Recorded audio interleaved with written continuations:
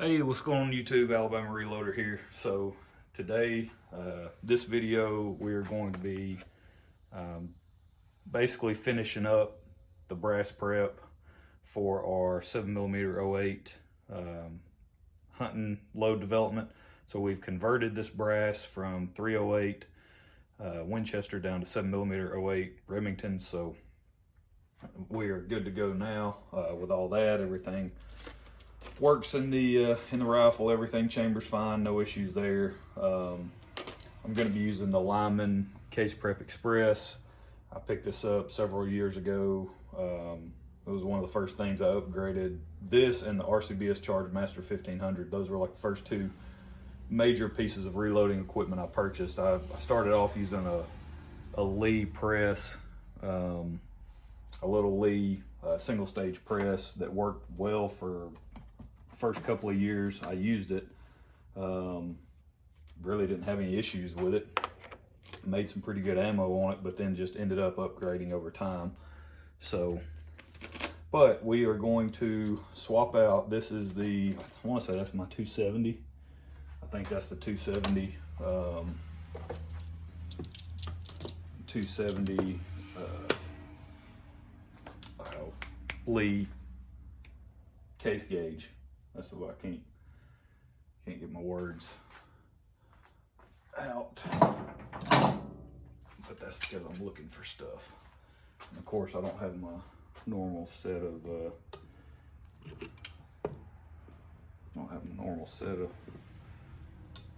channel locks. I've got a small set that I leave out here just for that, just for swapping this over.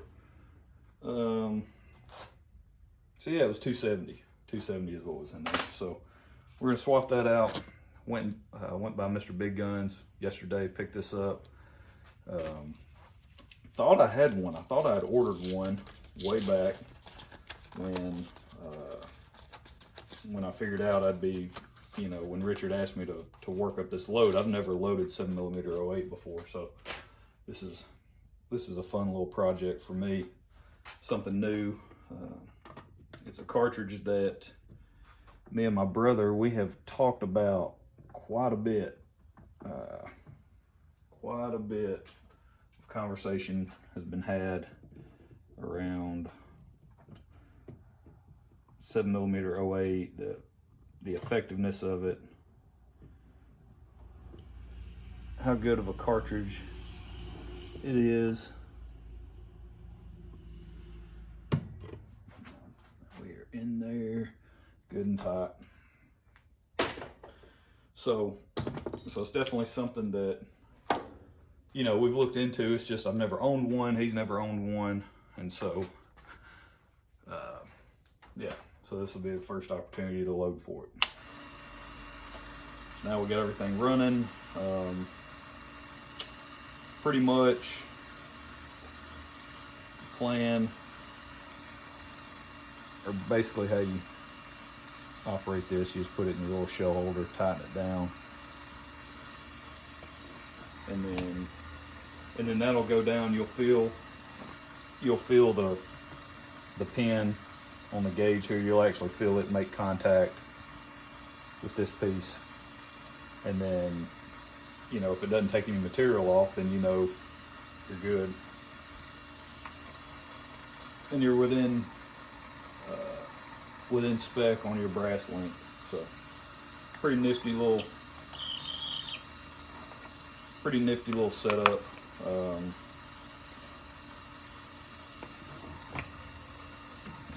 I would imagine probably run through these with a set of calipers, figure out which ones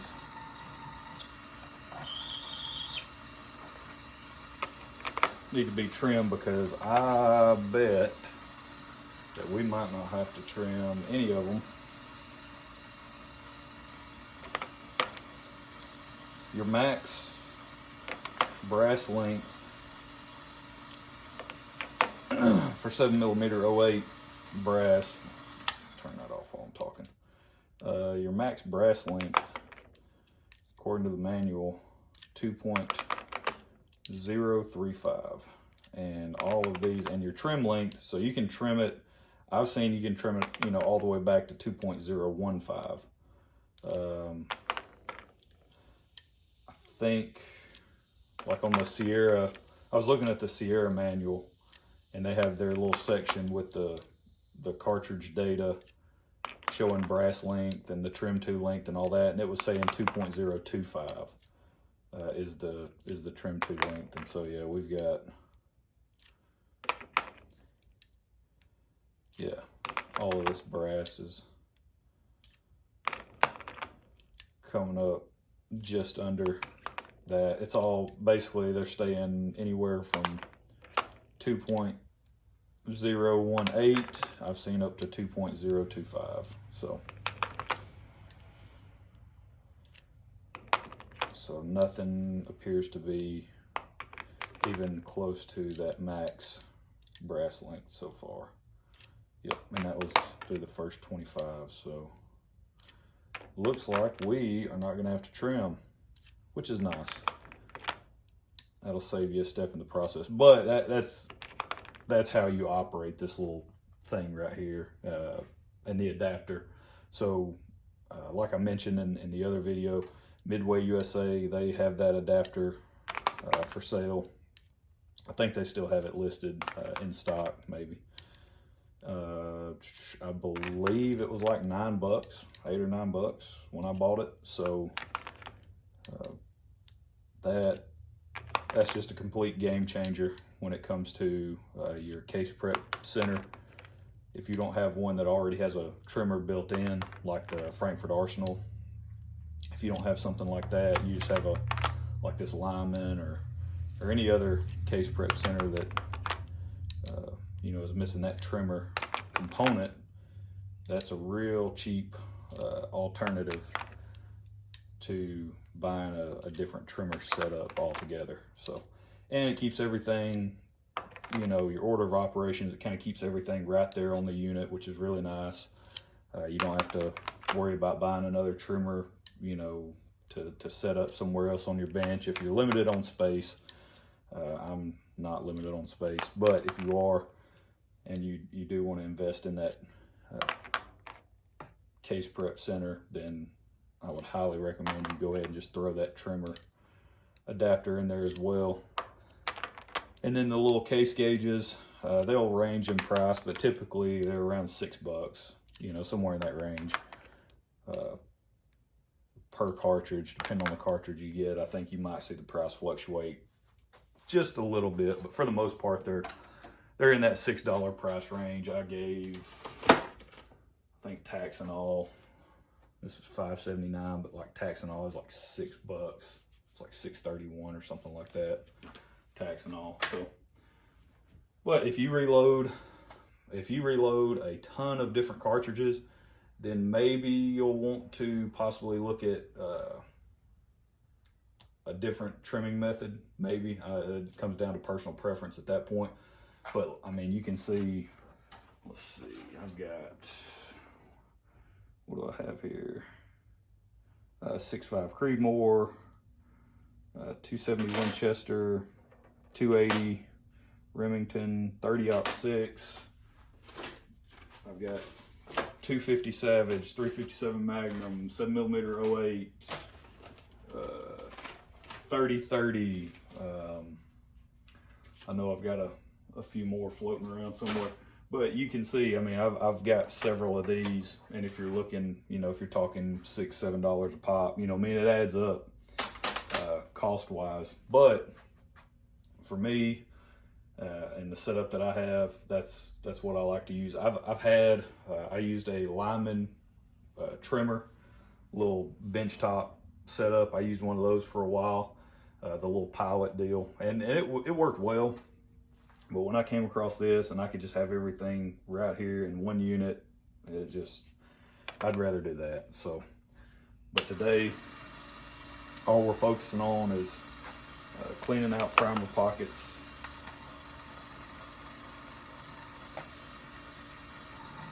chamfered, deburr, run the brush through it, and these are ready for primer, powder, bullet. So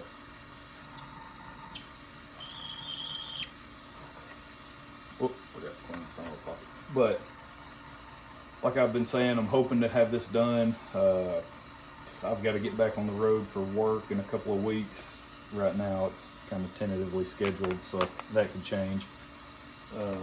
Because I actually was supposed to be gone next week, but things changed, thank goodness. So I'll be home for a couple of weeks, and then it's looking like I'll be heading back out on the road.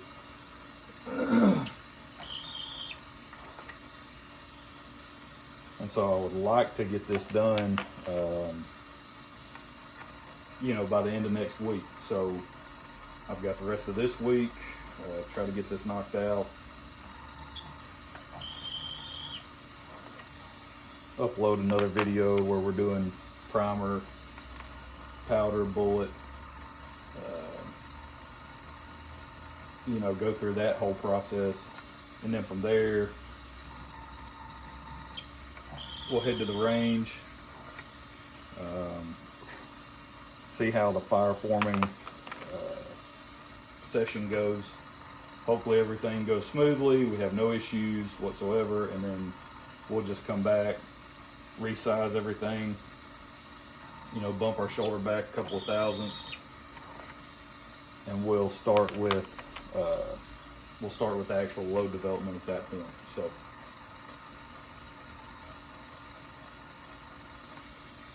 we've got a lot of other stuff we need to be working on as well, but this is priority number one. I've still got a lot of 350 Legend, you know, videos that I want to do, a lot of loading I want to do there. I've still got all the cast bullets that CW sent me, so I haven't even touched that yet. So that's a whole different series in itself, and so there's a lot I want to explore when it comes to that. 357 Magnum, you know, we found that really good load of H110. I think it was like 19.4 grains of H110 and 125 grain Hornady XTPs. We found that really great load in the Ruger 77 that I have, and so we just kind of hit the pause button on that as soon as we found that load, and I went back and was able to repeat those results with that load. Everything shot so well, I just kind of put it on the back burner and basically loaded up the rest of those 125 grain bullets. I just went ahead and loaded those up at 19.4 grains, and I kind of set that aside as a possible hunting option coming up in the fall. So I don't think I'm gonna have time to dedicate to working up a load with the 158s and the 180s. It's something that I'm gonna get around to, just, you know, we're in a little bit of a time crunch right now, and that's not even, you know, we haven't even mentioned the 308, the Howa 1500 308 that I still haven't even put a round through. So yeah, so we've got a lot of stuff going on. The 270 Winchester, still have a lot of work I want to do on that. I'm thinking that'll be one I'm taking into the deer woods on a regular basis this coming season. I found a good load with Hodgson Superformance and the 129 grain Barnes LRX bullets. So I've got some of those loaded up, ready for the season. But we have a lot of other bullets to test, powder combinations, things we want to look at. The Hornady 150 grain SSTs, we want to take a look at those. So we've got a lot to tackle coming up,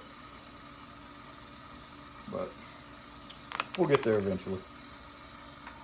Yeah, so the 7mm-08, I'm really looking forward to these, seeing how these 130s and 145s do.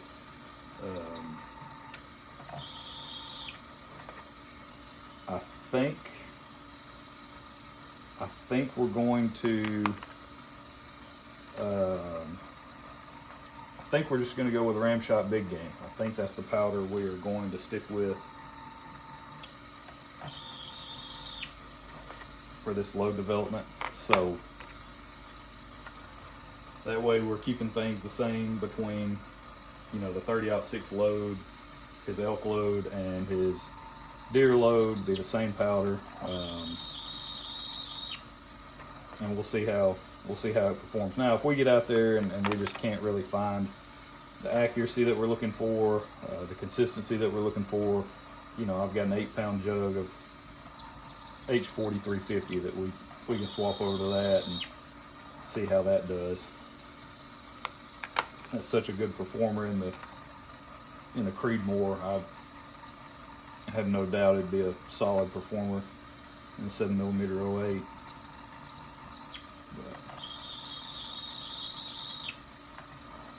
Yeah, one thing, if you're looking for powder right now, powder seems to be more readily available. It seems like, especially online, you know, you're seeing it more and more where it's certain powders are sitting in stock longer at the online retailers. So that's good news. That's good to see things finally, I guess, turning around for the most part. And you're seeing primers become available more and more online, and they're, you know, at inflated prices, but at least now you're starting to, you know, I'm starting to get in-stock notifications more frequently about them and everything. Haven't bought any, don't plan to. I'm kind of good on primers for a while for the shooting that I do and the types of cartridges I reload for. I should be good for a while with everything I have, so I don't necessarily plan on paying inflated prices along with hazmat fees anytime soon. But powder seems to be, that's definitely something that's sitting on the shelves too. I was just like I mentioned at Mr. Big Guns yesterday, picking up this case length gauge, and he still had some powder sitting on the shelf from, I mean, he got it last week before, maybe, I think, something like that. And then on top of that, he just got in a large order of powder while I was there. Actually, the semi truck was out front, parked on the road, waiting to deliver the powder. So he just got that in yesterday. I don't know when it'll get, you know, priced and all that and put out on the shelves and stuff. But if you're looking for things like he had IMR 3031 on the shelf. He had Lever Evolution. He had Superformance. He had some pistol powders on the shelf. He had an 8-pound jug of Accurate Mag Pro. What else? I think IMR 4955. He had several powders. I was kind of surprised that he had as much as he had still sitting on the shelves. So that's pretty good. Bullet selection slowly coming around as well, and not in 7mm from what I'm seeing. It just, hunting bullets are a little more difficult to come by than all the match stuff, but it's good to finally see powder sitting on the shelves longer, staying in stock longer.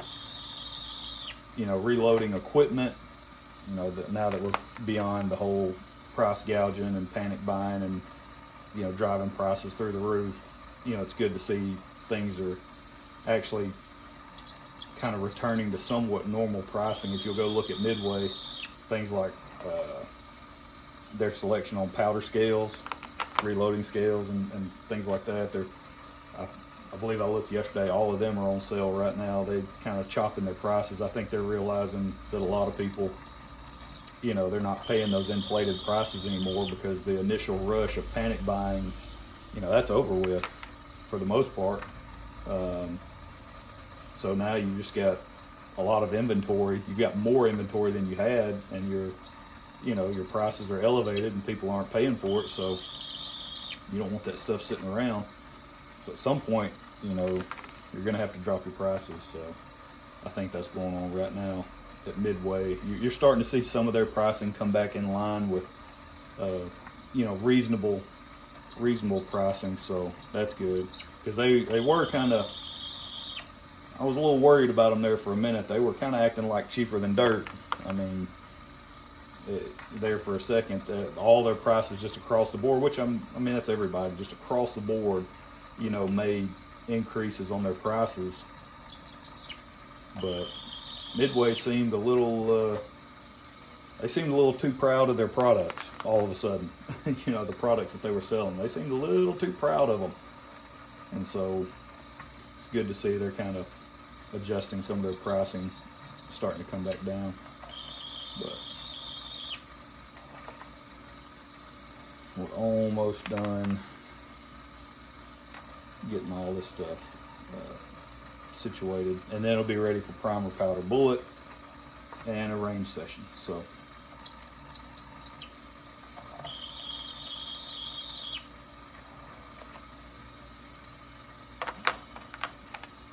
yeah, I'm thinking possibly early next week I might be able to get to the range, get these fire formed, and then try to have a quick turnaround time on the load development. You know, work up the 10 shot velocity / pressure test there that we're going to do, which is really not even going to be much of a pressure test, to be honest with you, because we're not going to be pushing max velocities. We still want to pay attention to it. We're not going to be pushing towards max. In this case, there's really no need to. We do want to have good case fill, good case volume, good case fill with the powder and everything. But we're not going to be pushing this as hard as we did the 30-06. So go look at the load data and we'll just roll on from there. We'll be start off using SMB primers, see how those do. If we have good results with those, that's what we'll stick with. So like I said in the other video, I was able to come across a brick and pick those up. So we'll see if that was a good find or not. I don't know. If not, we'll switch to Federal large rifle magnums. That's the other large rifle primer that I have. So I'm not worried at all really about our primer situation. So we got 4 more here, and then we'll be done.